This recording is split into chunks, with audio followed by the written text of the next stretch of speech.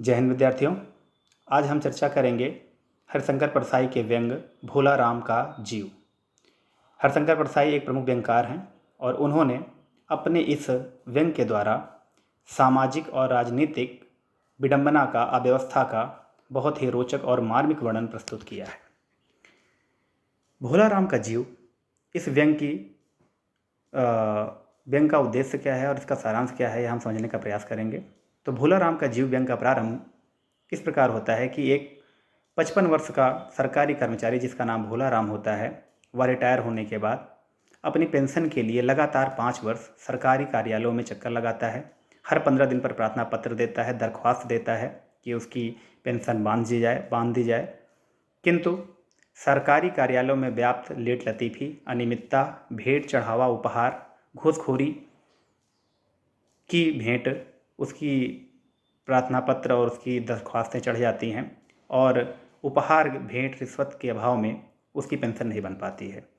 इन 5 साल की प्रक्रिया में उसके घर की सारी बहुमूल्य वस्तुएं, गहना सामग्री सब बिक जाती है और अंततः वह भुखमरी का शिकार होकर मर जाता है। उसके मरने के पश्चात यमराज के यमदूत उसे के जीव को लेने के लिए आता है। वह उसे लेकर जा ही रहा होता है कि अचानक भोला राम का जीव उसके चंगुल से छूटकर कहीं गायब हो जाता है। यमराज चित्रगुप्त बहुत ही परेशान होते हैं, तभी नारद मुनि वहाँ पहुँच जाते हैं और नारद मुनि उनसे भोला राम के घर का पता लेकर धरती पर आते हैं उसके जीव को ढूंढने के लिए। वो उसके घर जाते हैं और उसकी पत्नी से उनकी मुलाकात होती है। पत्नी उन्हें बताती है कि उसके पति लगातार 5 साल दरख्वास्त देते रहे और इस क्रम में उनके घर का सब सामान बिक गया और अंततः उनकी मृत्यु हो गई। नारद मुनि को दया आ जाती है।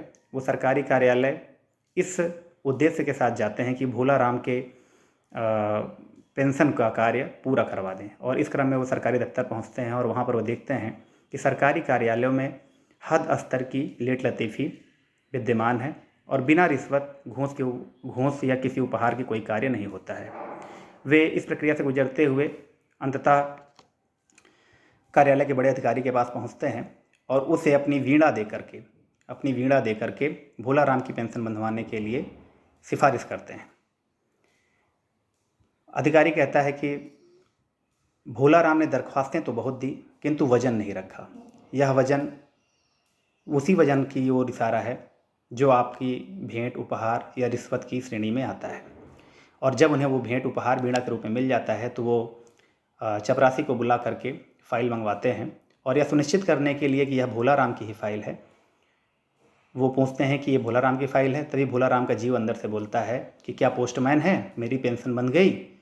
तब नारद जी कहते हैं कि तुम भोला राम के जीव हो? तो कहता है हाँ साहब। तो बोलते हैं अब निकल आओ, तुम्हारी पेंशन बन गई है। तो जाके यह पूरा व्यंग खत्म होता है। इस व्यंग का उद्देश्य क्या है? व्यंग का उद्देश्य यह बताना है कि सरकारी कार्यालयों में हद स्तर की, विकट स्तर की लेट लतीफ़ी और भ्रष्टाचार विद्यमान है। इस लेट लतीफ़ी और भ्रष्टाचार का शिकार आम नागरिक है।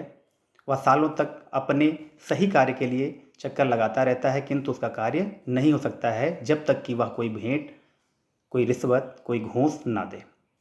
यह व्यवस्था आम आदमी की उस पीड़ा को बयान करती है जिसमें वह व्यवस्था के चक्र में बुरी तरह पिस करके अंततः अपने जीवन को समाप्त कर लेता है। हरिशंकर परसाई जी अपने इस व्यंग के द्वारा यह स्थापित करना चाहते हैं कि सरकारी कार्यालयों में व्याप्त लेट लतीफ़ी को दूर किया जाए, घूसखोरी को दूर किया जाए, भ्रष्टाचार को समाप्त किया जाए, अन्यथा यह आम आदमी के जीवन को नारकीय बनाने का कार्य करेगा। तो यह है एक संक्षिप्त सा परिचय, संक्षिप्त सी समझ भोला राम के जीव के सारांश और उसके उद्देश्य को लेकर के। उम्मीद करता हूँ थोड़ी बहुत समझ आप में विकसित हो गई होगी और इस आधार पर आप भोला राम के जीव से संबंधित प्रश्नों को हल कर पाएंगे। बहुत बहुत धन्यवाद।